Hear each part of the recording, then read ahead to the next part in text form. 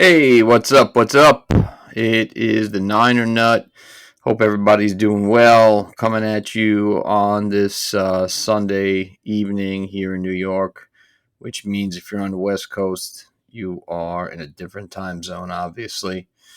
And of course, a little earlier, just breaking down a couple things before we get to it a week from now. We'll be opening up in Pittsburgh against the Steelers. I think it's definitely going to be a much better Steeler team this time around, because obviously they have one of the best coaches in football, Mike Tomlin. And they've made some interesting moves in the offseason. They also have a second season along for Kenny Pickett, the rookie quarterback last year. And of course, we get another season of all these guys playing together in Kenny Pickett, Deontay Johnson, Jaylen Warren, who was really starting to come on last year, Najee Harris, who kind of slipped a little bit from his rookie season, George Pickens, the wide receiver, Pat Fryermuth. And then on the defensive side of the ball, they get a whole season with T.J. Watt. It's not a bad team. It's really not a bad team at all. So it's going to be no game. Nothing is easy in the NFL. Nothing is easy in life. Nothing is easy in sports. So we got to go on the road and take this game opening day. Be great. It'd be great to, not only get this victory, but really stomp onto this team if possible. I don't really know how I feel about it right at this moment, because I think the whole Nick Bosa thing has kind of clouded my mind a little bit, although I hope that he's playing opening day. There's a chance that he may not with the contract. And I think just jumping into that topic right away, look, this is something that should have been taken care of already. They should have locked Bosa down a long time ago. We all know that. I mean, last year, 17 and a half sacks. Even before last year, man, you knew the type of defender he was. You knew the type of player he was going to be, the type of caliber. But look, GMs and coaches, obviously we know they get things wrong now, as does ownership. If you catch my drift with the whole Trey Lance thing, which I'll get into in a little bit. But thank you, everybody, for who's following me live. I appreciate that. It's a season that we say this every year. We have to win now, because the window of Super Bowl chances is closing. I think it was George Kittle who said that a little while ago, that the window could possibly be closing, so they want to win now. And I know we said this last year, but last year we were in a total different predicament. Last year, we were riding into the season thinking that Trey Lance was going to be the starter, the guy we gave up so much equity for to get in the draft 2-3 years ago. We also had Jimmy Garoppolo as the second-string quarterback, as he was demoted. And then, of course, they draft Mr. Irrelevant, Brock Purdy.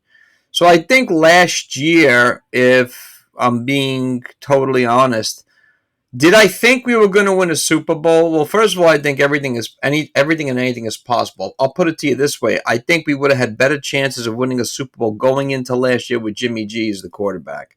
I didn't have a lot of faith in Trey Lance, and obviously things happened that showed why. The injuries, of course, especially after that opening day disaster game. I don't know about you guys against Chicago, but the weather absolutely just destroyed everything. And I just thought, in general, they just look like, except the defense, they look like flat-out shit. So we all know how things changed from that point on when Jimmy G came back, and then he goes down against the Dolphins, and Brock Purdy comes in and does his damage. And then, every year it seems to me, and this is the reality we live in. This is the sport, It's the injuries, the injuries, the injuries. Well, eventually one or two things got to happen. The injuries keep repeating themselves, and time goes on, and we have to switch these, we have to get different players in there, or we get lucky and the injury bug doesn't bite us that much. But like I said, this window is closing for certain players. We know that guys who have been on this roster thus far for a while now, whether it's Fred Warner, George Kittle, Kyle Juszczyk, Trent Williams, Ariki Armstead. They've been here before, which is a good thing for experience. But it's also a thing where, the chance to win a big one is slow. Every time we don't win one, the chance slips away. And we all know how hard it is to replicate after you win a Super Bowl. And only certain teams can do that. But we got to at least win one. I mean, when you think about it, it's been since 1995. It's been a long time. So, again, if we look at this roster on paper for what it is and we break it down, I think player by player, position by position, once again, like last year, we're in a great position, right?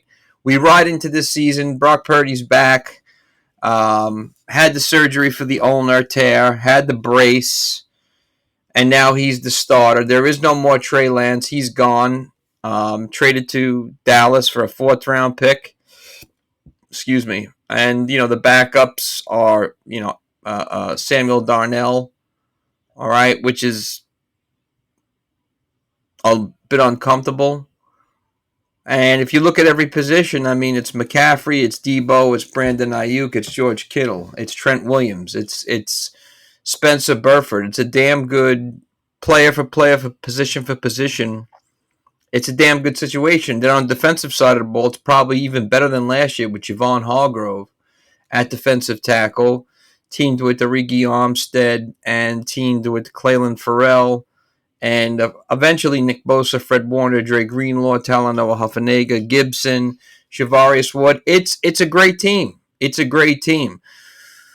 We need to win.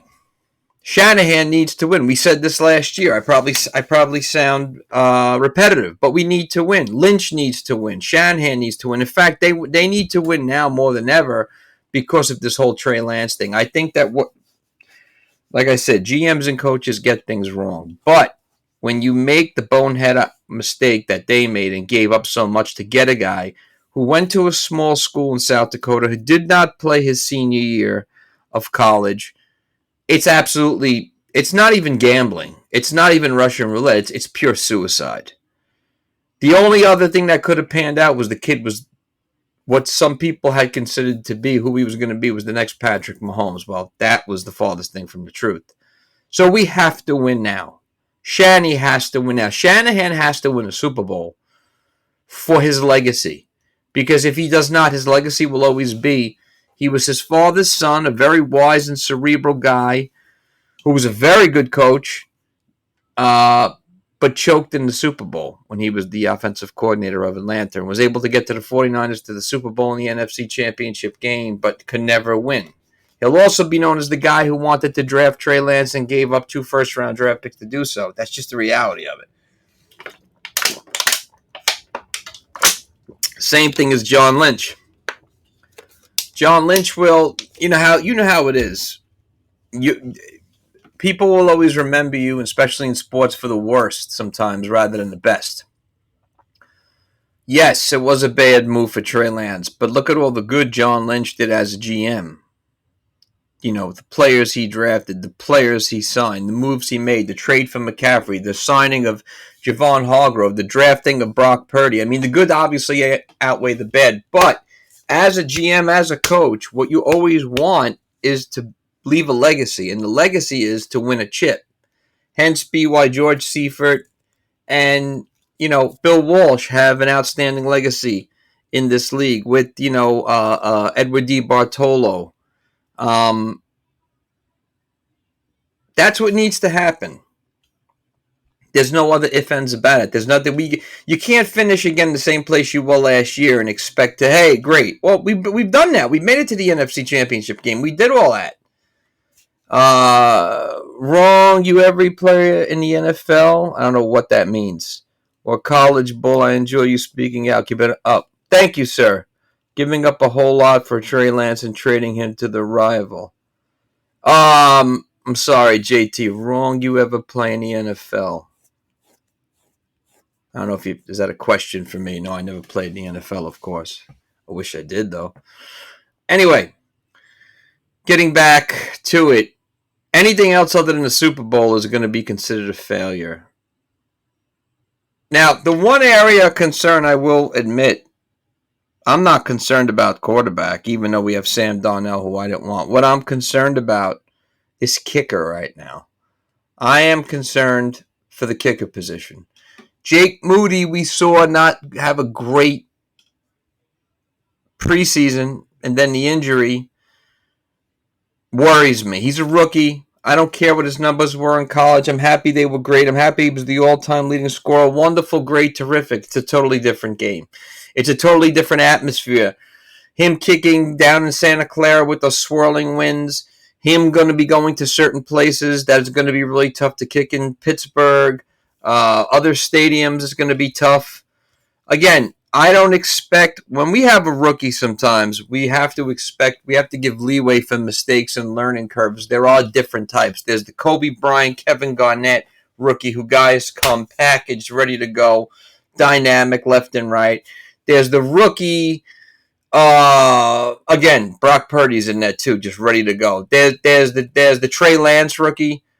Guy's not really ready. He's a lot like Mark Sanchez. Guys played sparingly, not as much as you think, or maybe skipped a year of college and then comes and just not prepared or gets injured. And then there's that middle guy, the middle person. I can't put Peyton Manning there because even his first year statistically, he had a lot of interceptions, a lot of touchdown passes. But if you remember, Peyton Manning was ready, set, ready to go. He was one of those guys. He was a phenom like Garnett, like Kobe. When I say middle of the road draft type guy, exactly. Thank you, Medieval Rage. Yes, please call Robbie fucking Gould. I've been saying that shit since. I can't believe they got rid of him. I can't believe they didn't re-sign him. Now's the perfect time to get him back. Please get Robbie Gould back. Kickers are ever so valuable these days, and Robbie's only getting better with age, and he has experience, and he's been there before. Let him mentor this kid. The middle of the range rookie, what I mean is, someone who's not ready to go dynamic, who's not terrible, he's kind of here. And that's fun because a lot of the time, Josh Allen was one of those guys. He came in middle of the pack, and look at Josh Allen right now. And remember, if you remember that draft, he was rated the lowest out of those quarterbacks that got drafted that year, especially those first four. Darnell, right? Look how that turned out. Baker Mayfield, look how that turned out. Josh Rosen and Josh Allen, and who became the best out of all of them, the guy who was, least ranked to do the thing. So that's what we have when it comes to, rookies. And this is why I feel with Moody, I don't really know where he's at. I think he's inexperienced, of course, and the preseason just didn't look right to me. So now he's got this injury, and he's coming off it. I just really think that if this is going to be the year, you have to be solid in almost every position, and I really think they should consider bringing Robbie Gould back for one more season, man, because we need to solidify the kicking position. We all know that how important it is. If you can't bang out 7, at least you bang out 3, and you need clutch kickers like Robbie Gould with the experience that he's going to be going up against. So it only makes sense. Now, getting into this getting into this preseason, Grant Kahn said that Purdy threw less this week. Kahn said maybe Purdy may be tired. Look, you got it. We all know how Shanahan is very conservative. We all know that at times he's a little too, what is play called? He's a little too strict with it. I think he plays the analytics a lot sometimes. But I think in this case, look, maybe the arm is tired. He's coming back off a major surgery. He's thrown the ball a lot in camp, I'm sure. We saw him just a little in preseason. So I got no problem with that. If he's tired, he's tired. Whatever, man. Let him rest. Purdy, I'm not worried about. He's got the juice. He's got the stuff that can't be taught. He'll be fine. I saw enough in preseason of him to say that he's good to go. As long as he can throw the ball, I think we're okay. But this preseason, preseason is very tricky because It's a time when you want to obviously see and see rookies playing or guys fighting for opportunity who may not have been drafted or guys signed off the street who looking for opportunity.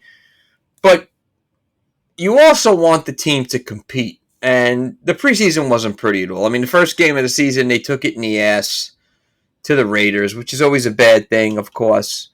It was disgusting, and then Denver and then the Chargers. I watched a lot of the Denver game, watched a little of the Charger game. I liked what I saw in the Denver game. There were a lot of things I liked that I saw. Going back to that, I thought that Trey Lance played pretty good. I know I had put up a couple of videos breaking down certain plays.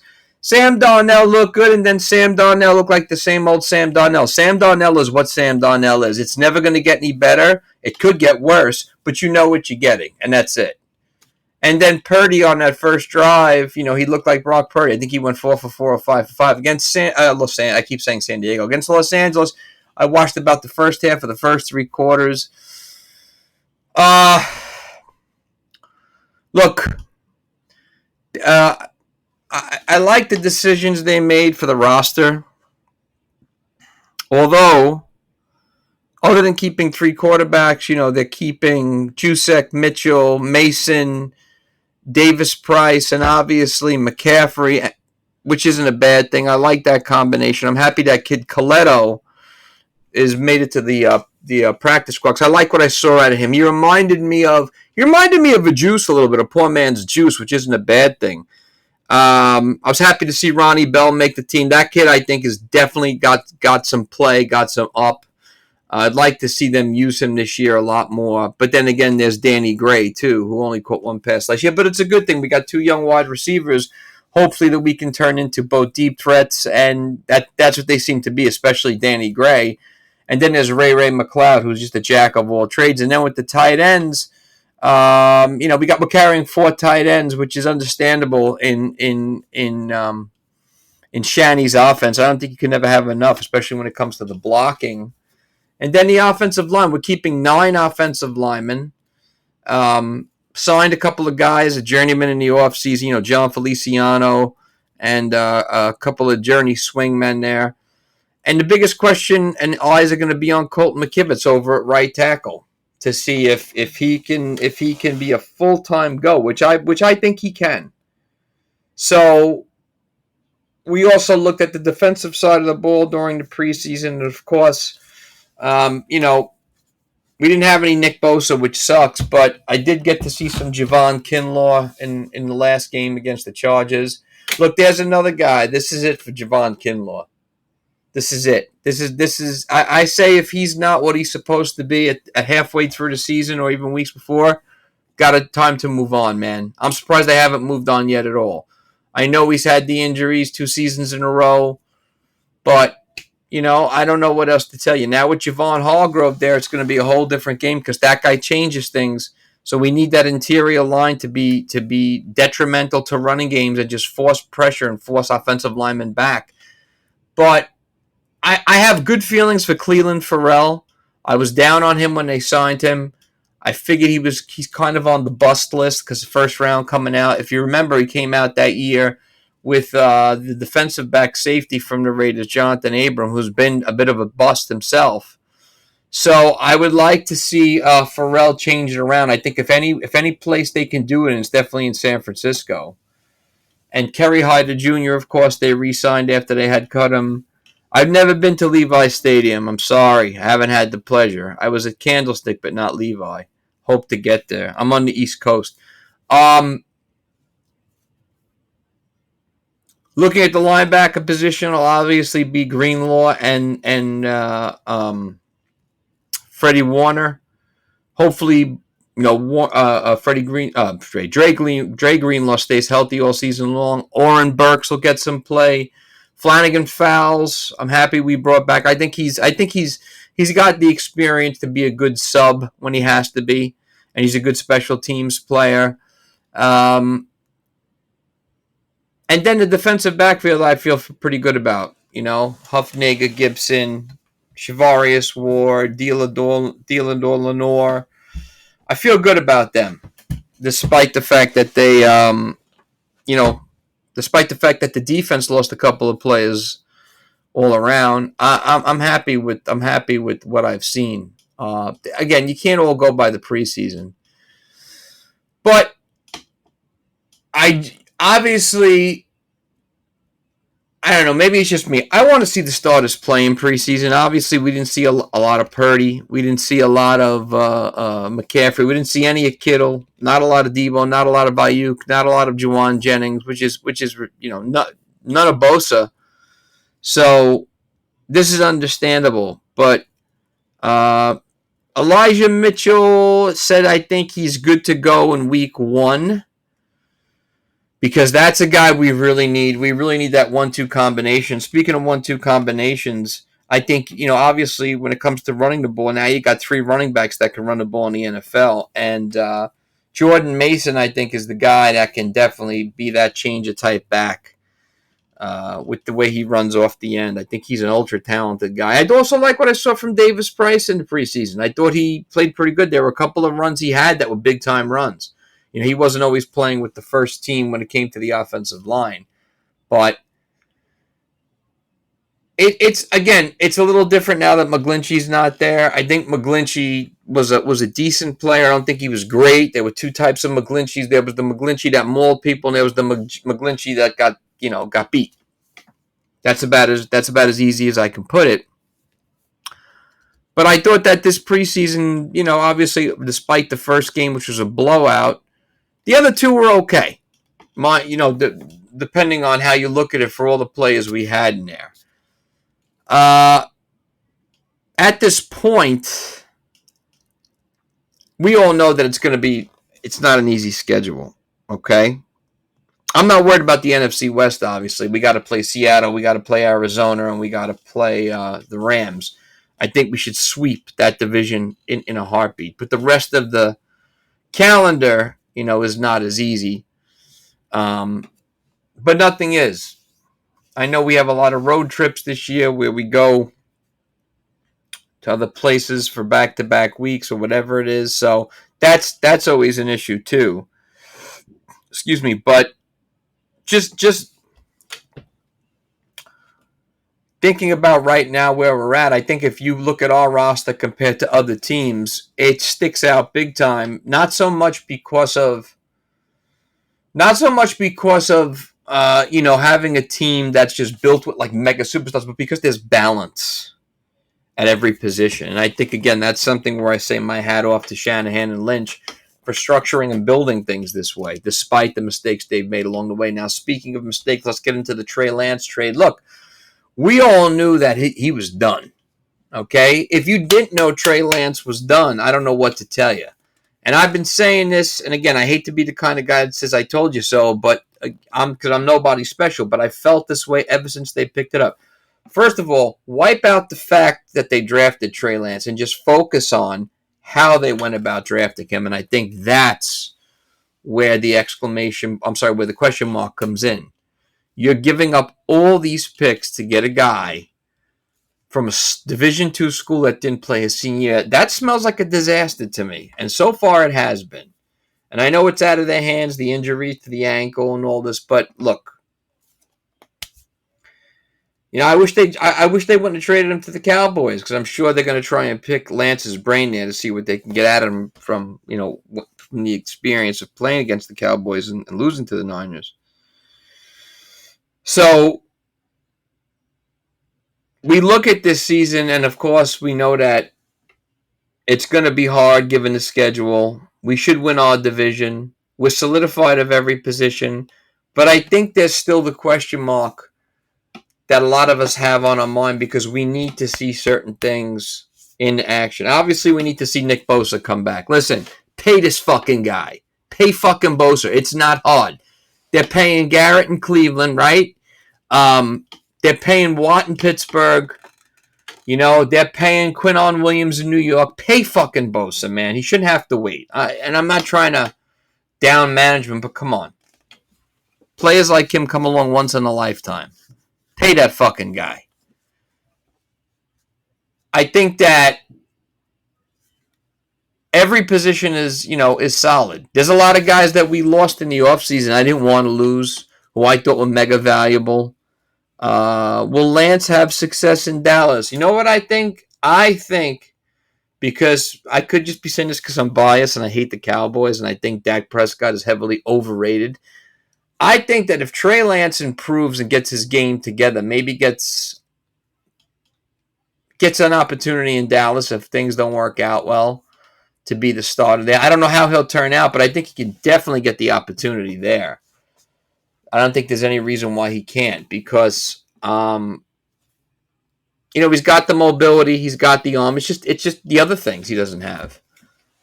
But yeah, I think there's way for him to get opportunities in Dallas for sure. And I think that if it's not working with Dak Prescott halfway through the season, they'll pull the plug, or they'll make the change for the best of it. But again, that's the Dallas Cowboys side of things. But looking at us, I think it was the more I look at the off-season transactions, I find myself kind of 50-50. Obviously I know it's hindsight is 2020. I didn't want to lose Jimmy Ward. I didn't want to lose DJ Jones. There were a lot of guys I didn't want to lose. But, you couldn't pay everyone, I guess, or you couldn't keep everyone. But hence be why I say to lock down your best defensive player in Bosa and get this over with. Another position that scares me is quarterback, backup quarterback. I didn't want Sam Darnold. Why is ESPN on Dak's nuts so much? Oh, man, you know what? They all make me sick over there with this guy. Look, I was having this conversation today. I don't think Dak's terrible, but Dak is just never going to lead you to the promised land. He just doesn't have that DNA. I think there are times that in times of pressure, he buckles, as we've seen him do the last 2 years and even, before that. And I think he's reached his plateau for as good as he's going to get, because after the tenacious leg injury that he had, you notice that his rushing as a quarterback is a lot more reduced. And in that offense with a Tony Pollard and all these targets they got to throw to that they signed in the regular season, you're obviously trying to make life a lot easier for this guy so he doesn't have to run the ball and so he can throw the ball. But here's the problem with Dak Prescott. Not a clutch player. Not a clutch player. And I know Dallas has gone in a bit of an overhaul this offseason, acquiring players and whatnot, and drafting players. But again, I don't see the Cowboys. Do I see them getting into playoffs? Yeah, but I don't think they're a threat to us. I broke this down the other day to someone. I said, when you break things down, sticks and stones, or brass tacks is the best way to say it. It's us in Philadelphia. That right now, it's us in Philadelphia. There aren't other teams in this league that are as good as them and us. We all know that, especially not in the NFC. Who else in the NFC do you have that's that good? And I've thought about this time after time, and I can't find a team. It's not the Giants. The Giants are a good team with a very good coach and a good system, but their quarterback's never going to lead them to the promised land. There's no way. Other than the Niners in Philadelphia, I don't know who. I can't even think about who's going to be like the next who could be the most lethal type of player. I don't see it. So I think it's us and them. In the AFC, it's obviously Kansas City, still the big dog. They won the chip. I don't know who the other team they'd be playing for is if that was the case. I don't know. I'm trying to think about. I can't really say Buffalo in the AFC because Buffalo's lost a lot of players, and I think Buffalo is now going to take a step down to the New York Jets, and so I don't know who's going to go with who Kansas City versus. I couldn't tell you. It's boggled my mind. I mean, and it's up in the air too. Could it be the Chargers? Is it the Chargers we see every year that start off and sink? Could it be the Raiders led by X9 Jimmy G? I don't know. Could it be Denver with Sean Payton and a revamped team? I don't know. I don't think anyone knows. All I know is right now that these three teams appear to be the best in the NFL. as we speak. But of course, everything changes as the season comes on. DJ Jones was a solid player. I didn't want to lose him. That was another guy. Imagine if you would have had right now at your starting, well, you wouldn't have had Javon Hargrove then, but DJ Jones filled in really well, stuffed the run, did everything he was supposed to do. I have no complaints about him. I hate losing him. But again, going back to the Trey Lance thing, look, we all knew it was inevitable. We all knew that it wasn't looking good. But I'll tell you this, at this point right now, I would have wished, I would have, at this point right now, I would have liked for them to have kept him. Keep him on the bench as a third string. Darnell beats him out. That's the way it is. Keep him. Keep him. You traded him away for a fourth-round pick. It was nothing. Obviously, we didn't get the value that we gave away to get him, so that's a loss on us. That's a loss on management. So, I don't know what to tell you there. You know, again, obviously, I think we hoped for the best with him, but it just never happened. Whether it was injury, whether it was him just not advancing to the next level cerebrally and as a quarterback, I that's going to get you every time. And I don't think San Francisco is the place for him, to tell you the truth. He looked starstruck by it. He looked like a guy who's a little bit more quiet. It's just, it wasn't going to work out, man. It really wasn't going to work out. So that's been the biggest move in the headlines, of course. I remember getting a whole shitload of text message that night from people about this trade. And, you know, just looking to see what the 49ers gave up to get him was a fourth-round pick. I mean, they didn't give up much to get a guy of that caliber. So it is what it is, man. You know, it really is. You know, sometimes you just have to accept it for what it is and kind of say, well, maybe that team, if he came from another team, knew why they were getting rid of him. I do that sometimes too. Non-conspiracy, you know, no conspiracy whatsoever. But we all knew that Trey Lance was a goner. I thought that he was just going to play as a third stringer. Do you think getting rid of Lance freed up some money? Still not enough. That, I think, exactly what you just said. I know he was still on his rookie deal, was it? It wasn't, you know, an extravagant amount, but I know he was still on the rookie deal. But another thing I worry about is now that we've traded Trey Lance, look at our quarterback situation. I never wanted Sam Darnold. Sam Darnold is the reappearing, disappearing man. Again, me living on the East Coast, I saw him play various Sundays, because the games go on here at the East Coast a lot of the time earlier than the ones that went on the West Coast. Our 1 o'clock, you know, is where the Jets or the teams playing in 4 be the Niners. So I had the opportunity to see Sam Darnold playing a lot of games, and it's exactly this. You know, you get the guy who's on a hot streak coming in.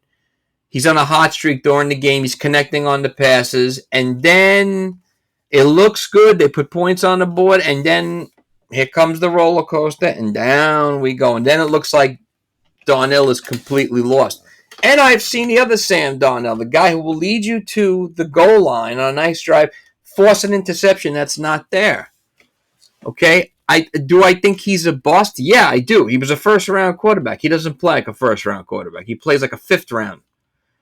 And unfortunately, I don't know why management signed him. Was it a money thing? Well, we knew that money situation was something, but look, you can crucify me all you want for this. This is the only reason I say this, but I could have thought of a bunch of more seasoned quarterbacks to have rather than him. I said Case Keenum.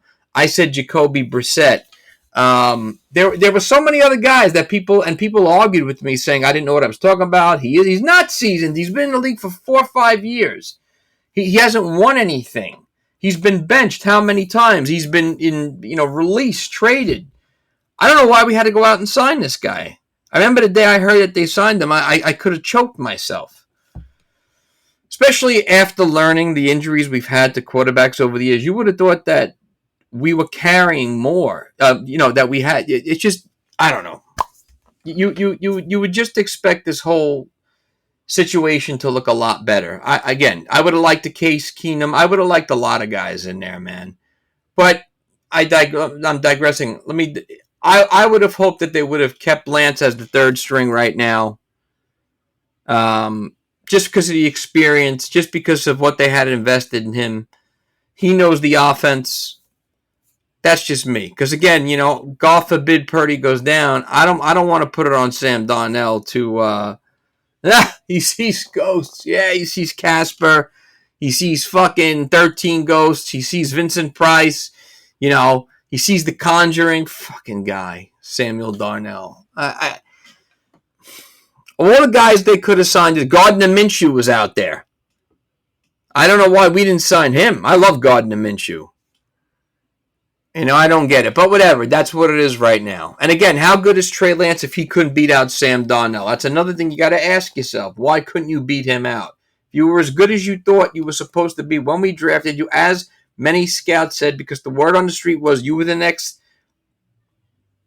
Mahomes, which is really reaching, you got beat by Sam Darnold. There's something wrong with that. There's really something wrong with that. So we got a week to go. I'm curious to know. I love that this year the NFL has given teams the week off before so everybody could, get acclimated, get healthy, get an extra week of studying. I'm looking so forward to this season, and I'm just curious to know what's going to take place this week with the Bosa deal. I want to know, are they going to make him the highest paid defensive player ever? Obviously, there's got to be something in their head to say, lock this guy down for as long as you can, because I think him and his brother are loyal guys to the teams they play with, and care, and they want to be there a long time. So that's why I say, on paper, this team looks great at every position. There's not much more I can say. It's not like we're lacking in certain areas like a lot of other teams are. What we need to see this year is obviously a rebound in Deebo Samuel from last year with the injuries. We need to see Brandon Ayuk continue the domination that he had last year. We need to see Elijah Mitchell. A lot's riding on him this year. I want to see a lot out of him and a lot of Davis Price. Hard running, giving McCaffrey a blow every now and then. Obviously, I want to see Purdy remain as the starter all season long, and everything works out there. We got to see what we get out of Colton McKivitz. This fall, I think the guy's a hard worker. I think the guy's played really well, given his limited experience, that he's been playing, and he's not a starter, but I like what I see out of him. All eyes will be on him. All eyes will be on Cleveland Farrell. All eyes will be on Javon Hargrove. Jake Moody. Eyes are going to be everywhere, man. Just let play, and I think will be fun. I think so, too. I'm not worried about it. Every year, people hit me up and say, what do you think? And I always say, hey, I like what I see. I like the talent we have on this team. I like the camaraderie. I like the fact that a lot of these guys have been together for various years. All eyes are going to be on Steve Wilks, too. Look, new defensive coordinator. Steve Wilks did a good job last year as a coach. He's always been a good defensive coordinator. So that's going to be another area where we have to keep our eyes on. But I think everything's going to be fine. I really do. I think that it's not a tough schedule. It's not an easy schedule, but you want the schedule to be tough to help season this team, which is going to be, great. And look, we got to see a lot out of Drake Jackson this year. He disappeared last year. I need to see 7.5 sacks at him easy. And again, there's a lot of guys from last year we got to see a lot out of. There's a lot of guys, man, especially and in this past current draft. There's a lot of guys that we have to see a lot out of because we're going to need all these guys to eventually contribute. The one thing that I would like to see us kind of push, I don't know, into farther times, whatever, is the injuries. We gotta break the injury bug, man, which has really pounded and haunted us last year, the last couple of years, I should say. We got to stay healthy. That's key. Yeah, I feel you with that, Medieval Rage. There's something there that I don't want to say is lacking, but I can't put my finger on it though. And again, maybe it's just because, it's preseason. These guys aren't all playing together. It's the starters that they're playing against. It's a lot of things. I think the Nick Bosa story is really weighing high above everything and holding things up because I just think that a lot of people are concerned and worried that he won't be ready to go week one, or God forbid, if things get stale between both sides, he'll want to go play someone. I don't think Bosa's that type of guy.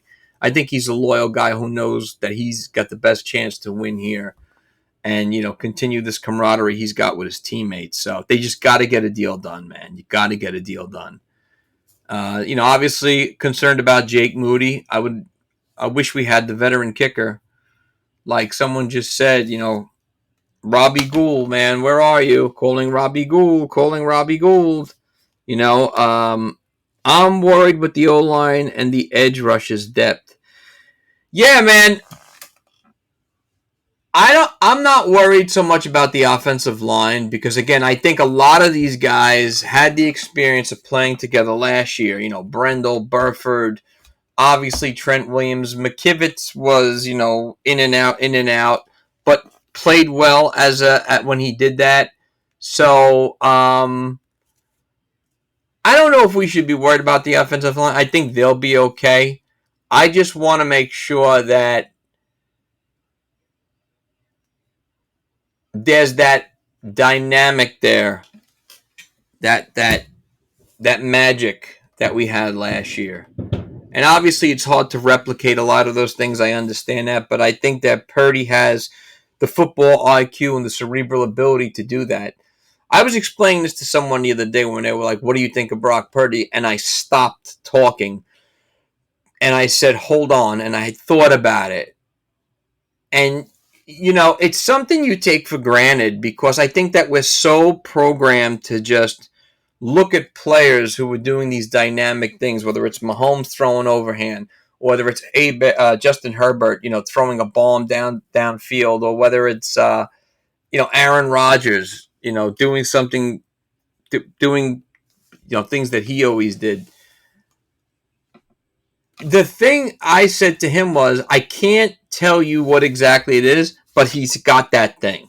And is it focus? Is it cerebral? Is it game understanding? Is it playbook knowledge? It just seems like a maturity that we've never seen before. It feels to me that he's been in the league. He plays like he's been in the league for 5 years. And that is rare. It's rare. And if look, this is not a comparison, but the mega difference between Trey Lance and Brock Purdy was astonishing. Just watching the mechanics, the handoff, the fakes, the setups, the confidence. Again, Purdy comes into that huddle like he's been there for 20 years. Another good thing about him is his anxiety is low. He doesn't worry. You've seen him in interviews talk about, I don't get nervous. I'm good, and not in a non-humble way. But he plays that way too. He's very sure of himself. Now he may not talk like that, very conceited, but the way he plays is he knows his talent. He recently had a quote. I may not be the type of guy that throws the ball 90 yards downfield or does this, but I forgot exactly how the quote goes. But it's exactly what I'm saying. He doesn't need to do all that things. Look, and I'm not doing comparisons. I'm just saying. Joe Montana, right? Drafted 3rd round out of Notre Dame. He didn't have the arm that Dan Marino had. He didn't have the arm that Warren Moon had. He didn't have the feet that Randall Cunningham had. But Joe had that thing that is, again, it's that thing. It's that Jedi thing that Steve Young talks about. It was there. He had all the tools. He was the perfect combination. I think that eventually Purdy, that's what he can turn into because that's what he looks like right away. So that's why I never go by what these scouts say.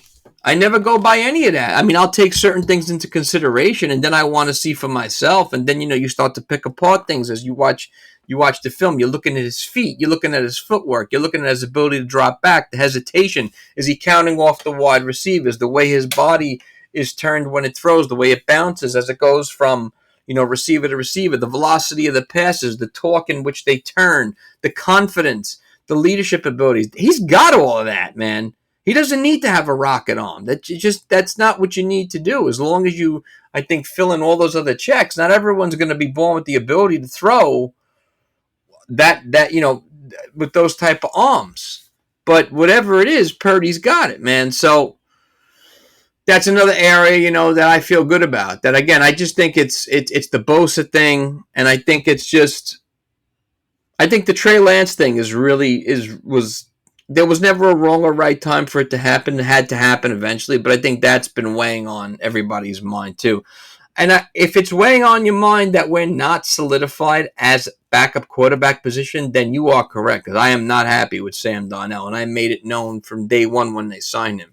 I don't like this guy as a backup, man. I would have rather had Trey Lance. That's just my opinion. I know he had to go. I know he was never going to be, I shouldn't say never. I know he wasn't currently what he was supposed to be, but I just would have kept him out of purely experience because he knows the system.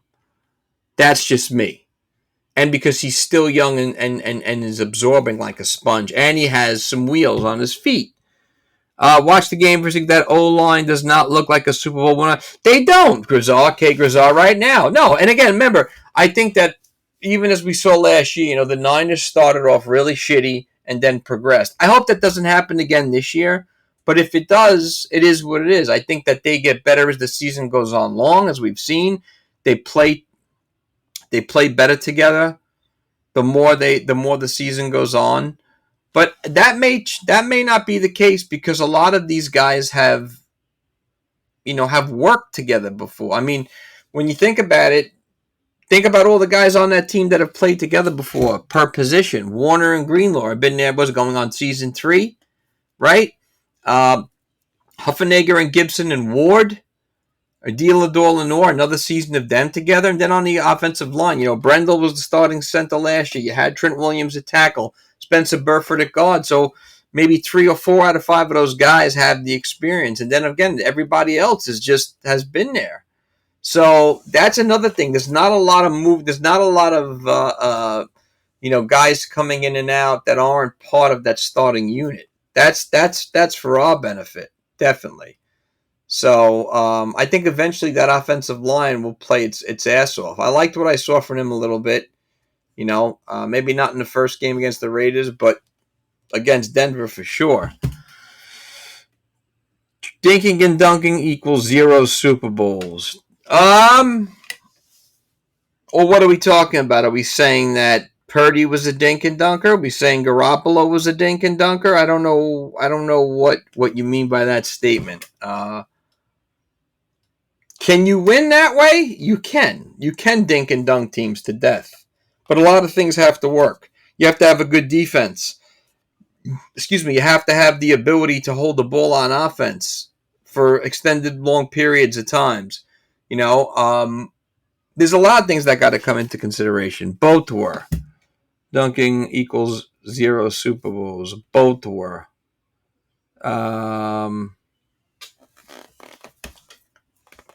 I don't know. You're saying Purdy was dinking and dunking?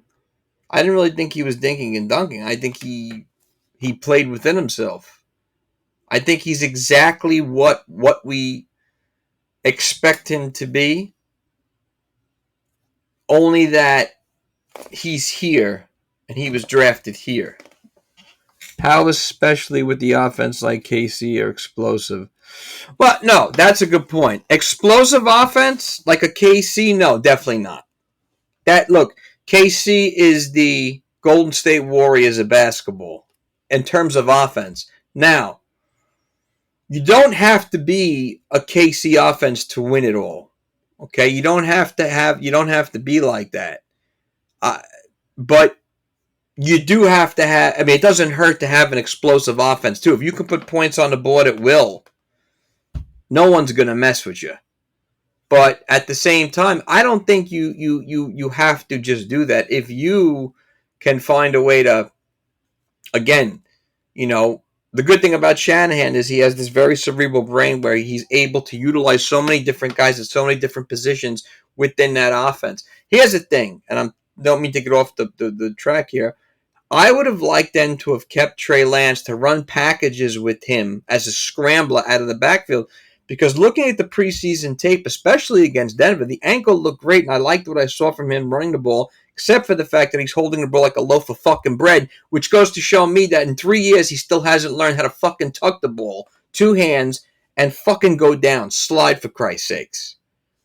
But still, I would have liked to see some packages with him come in, and I don't know, maybe we do some scrambles or whatever. It would have just been another dynamic to the offense, but that didn't happen.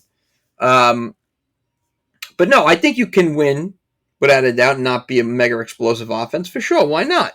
Hey, look at the Minnesota Vikings, right?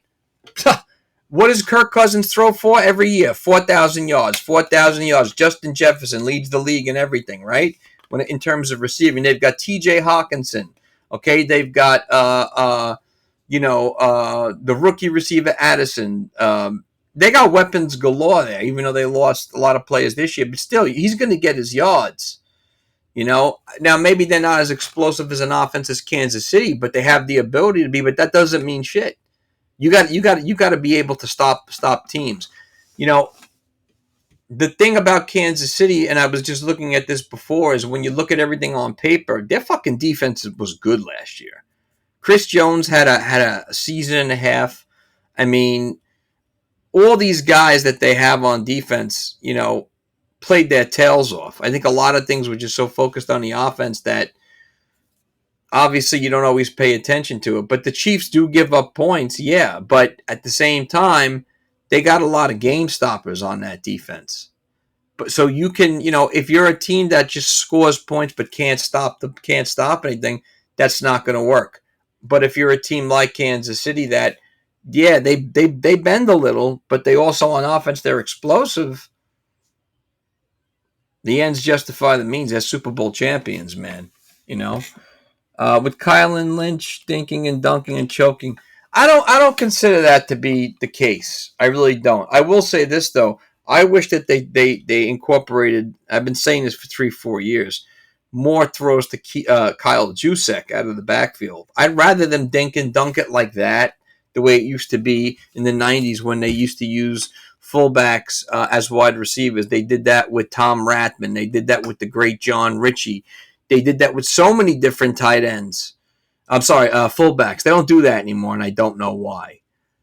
So if that's dinking and dunking, yeah. But look, if you're going down the field, 10 plays, and it's 7 yards here, 5 yards, I like all that. I don't give a shit. You don't need to fucking go 3 plays, 60 yards, 20 yards, 20, whatever it is, and score. Would it be nice? Yeah, I guess it would be.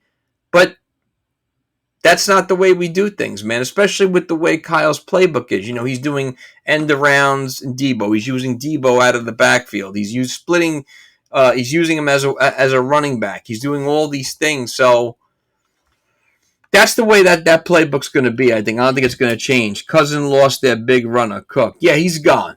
Dalvin's a Jet. Will it matter in Minnesota? I don't know. We have to see what we get out of Mattinson, which he's been a backup there for a couple of years. But I think Minnesota's highly overrated. I don't think they're going anywhere. That's what I'm saying. In the NFC, who is there? It's us and it's Philadelphia. That's the way it's going to end right now. If we were just to look at everything on paper, I don't see any other team that's a real threat. We own Seattle, and Seattle's gotten better through the draft and made some good free agent acquisitions. But we're a better team than they are. You got to worry about what kind of Geno Smith you're going to get. Great season last year, best of his career. Can he replicate that? Now, during the offseason, they did, they drafted Charbonnet as a running back. They have last year a Walker as the running back. They got that Najaba, whatever his name is the wide receiver. Now a trio with Lockett and DK Metcalf. They get Jamal Adams back. That's a damn good team, but we're better than them. Big time. We own them. We got their number.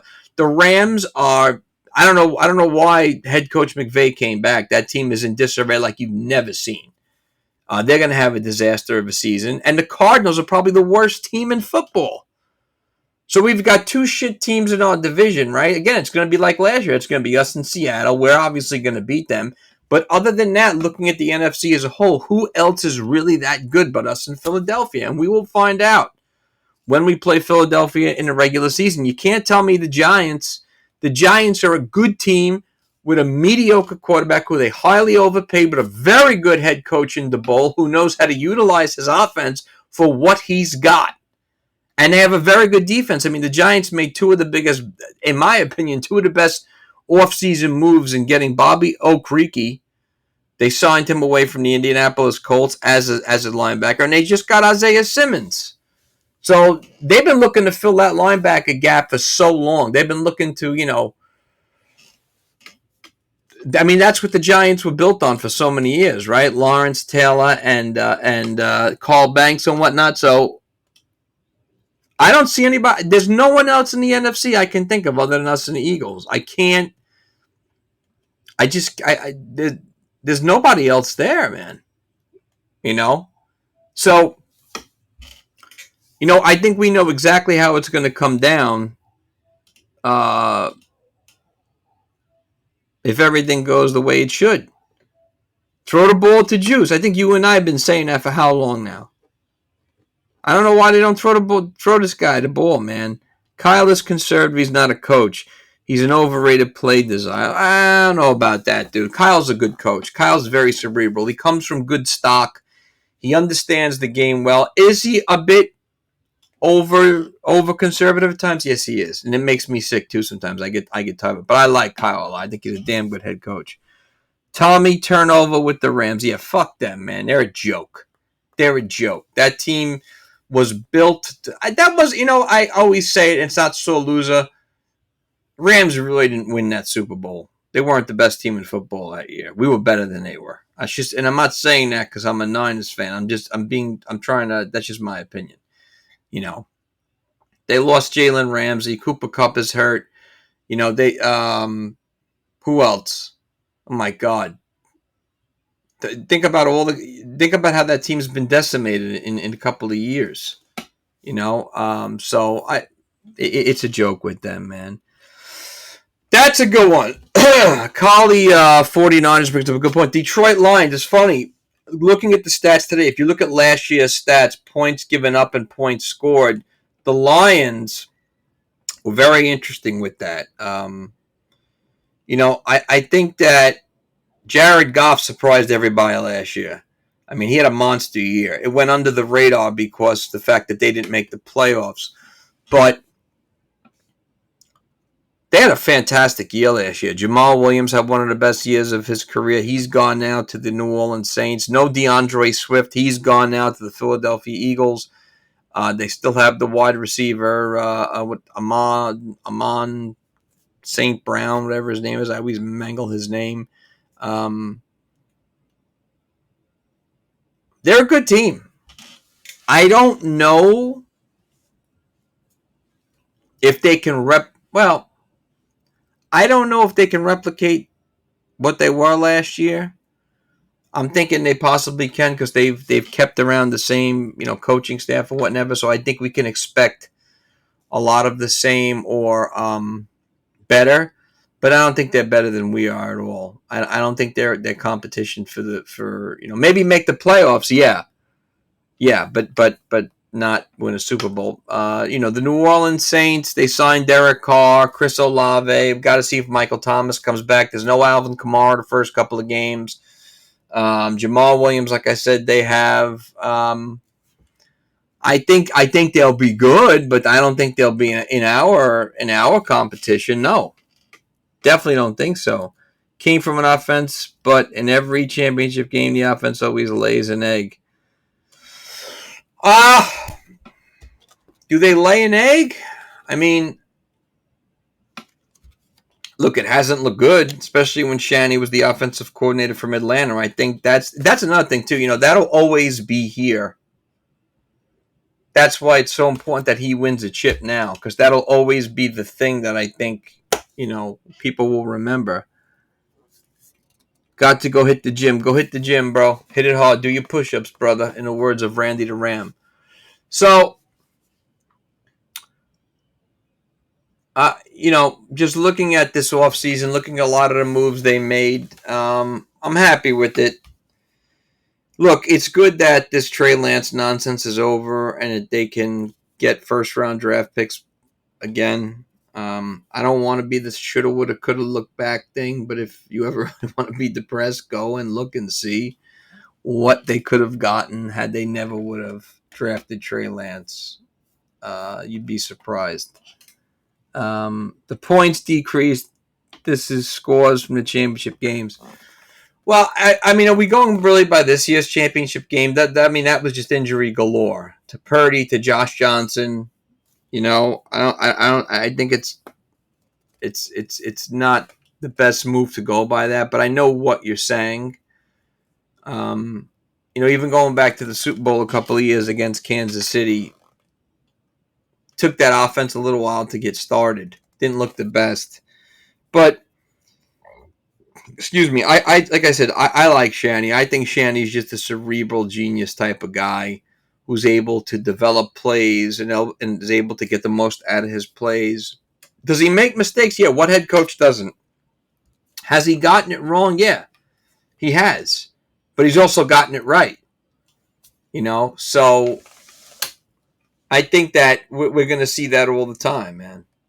It's inevitable. It's part of the game. No, that was him being an egotistical last scheme thing. McShitty and Croft could be on Riddick. Look, Shanahan gets a lot of criticism, obviously. All head coaches do. That's just comes with the territory, as do GMs and obviously for owners too. But when you're a team that's like the 49ers, where the GM has a lot more of the control or is, out there more vocal and, you're able to see them a lot more than the owner, it's different. I mean, obviously Jed York is no Jerry Jones where just to my knowledge, where Jerry Jones is just involved in every asset of the fucking thing.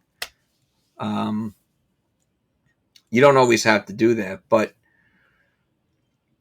I think Shanahan's a good head coach, man. I really do. I think people can be hard on him sometimes. I think he does play it too conservative. But look, we have to look at it like this too. It's almost like a chess match too. Obviously, when you have a defense like we do, you're not afraid to put that defense on the field against anybody.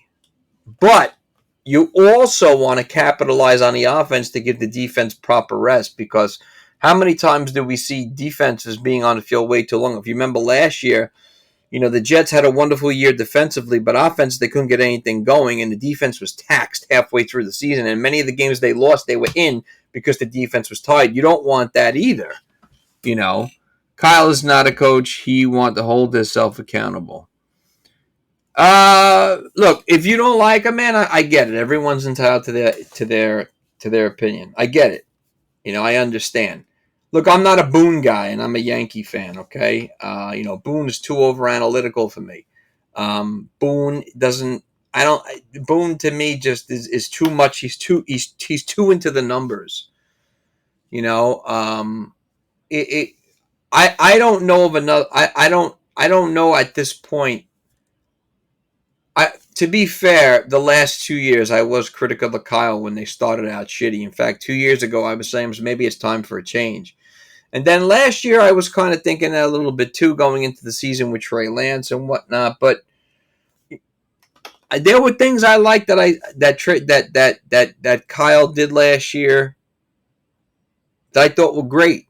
But there are things that I wish he would do too. Like we're saying right now, throw the fucking ball to Juice. How hard is it to throw the ball to Juice? Juice is a great wide receiver out of the backfield. And I don't know why they don't do that.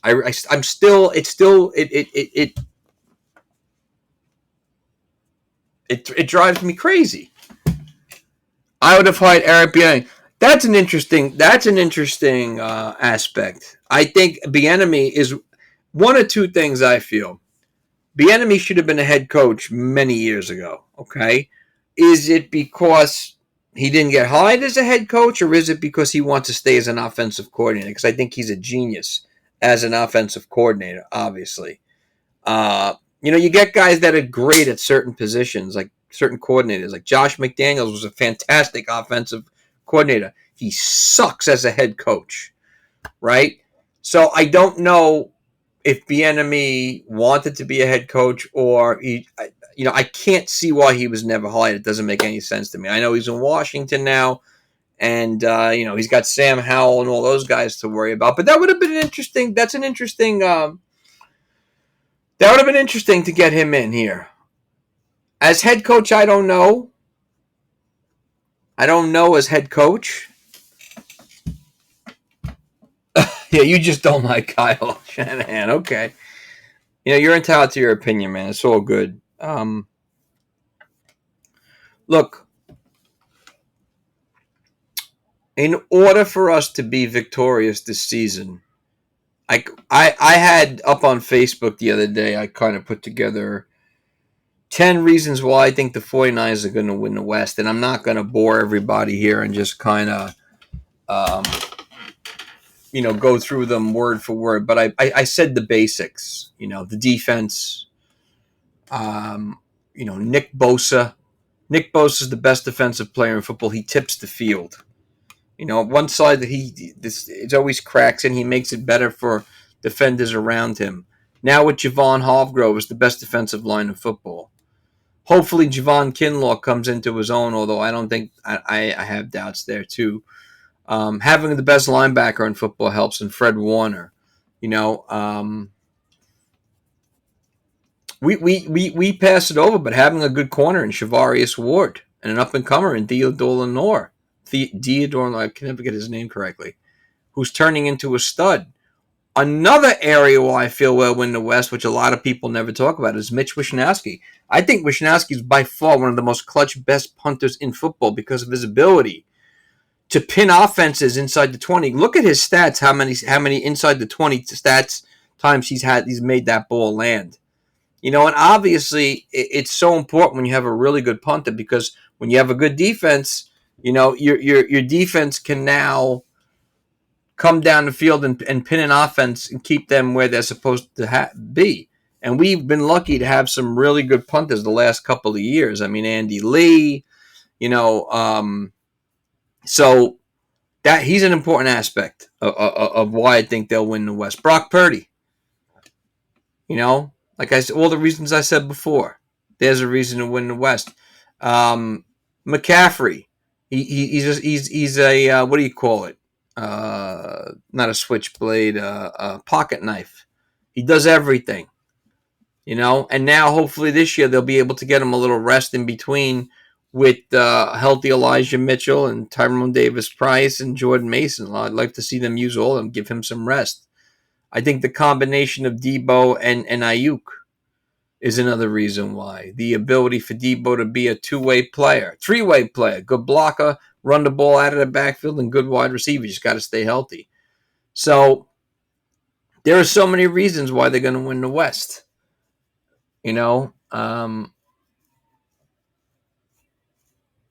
And Shanahan's one of those reasons, obviously. That's just my opinion. So, again, I think that the thing that's just hanging over all our heads is the Bosa deal. When we see Bosa get signed, or when we see him play Sunday, wherever they are at that point, I think all of us are going to feel a lot better. If he doesn't play, I'd be worried. Not to lose the game, but I'd be worried in general, because that's a little strange if he's not playing. But the way it looks right now is, now I heard they're flip-flopping back to him maybe not playing Sunday. I don't know. I can never know what I believe, tell you the truth. What do you think of Wilks? Good question. Look, I thought Wilks was a great defensive coordinator. I thought that he did a damn good job as a head coach last year. How he didn't keep that job, I don't understand.